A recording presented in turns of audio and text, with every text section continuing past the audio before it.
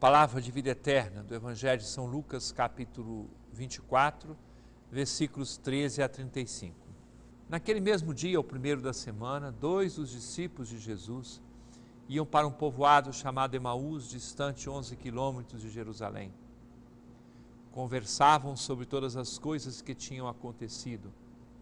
Enquanto conversavam e discutiam, o próprio Jesus se aproximou e começou a caminhar com eles. Os discípulos, porém, estavam como que cegos e não o reconheceram. Então Jesus perguntou: o que ides conversando pelo caminho? Eles pararam com o rosto triste e um deles, chamado Cleofas, lhe disse: Tu és o único peregrino em Jerusalém que não sabe o que lá aconteceu nesses últimos dias? Ele perguntou: o que foi? Os discípulos responderam: o que aconteceu com Jesus o Nazareno, que foi um profeta poderoso em obras e palavras diante de Deus e diante de todo o povo.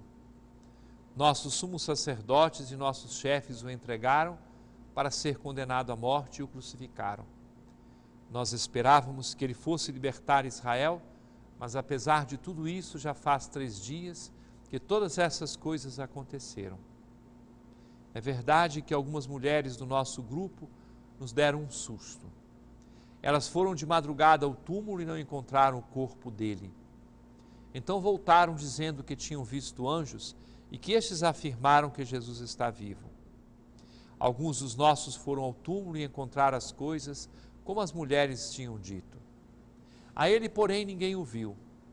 Então Jesus lhes disse: como sois sem inteligência e lentos para crer em tudo que os profetas falaram? Será que o Cristo não devia sofrer tudo isso para entrar na sua glória?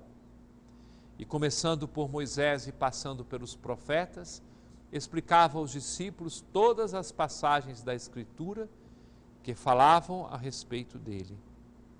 Quando chegaram perto do povoado para onde iam, Jesus fez de conta que ia mais adiante. Eles, porém, insistiram com Jesus, dizendo: fica conosco, pois já é tarde e a noite vem chegando. Jesus entrou para ficar com eles. Quando se sentou à mesa com eles, tomou o pão, abençoou-o, partiu-o e lhes distribuía. Nisto, os olhos dos discípulos se abriram e eles reconheceram Jesus. Jesus, porém, desapareceu da frente deles. Então um disse ao outro: não estava ardendo o nosso coração quando ele nos falava pelo caminho e nos explicava as Escrituras?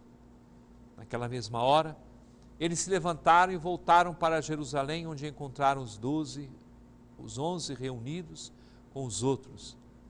E estes confirmaram: realmente o Senhor ressuscitou e apareceu a Simão.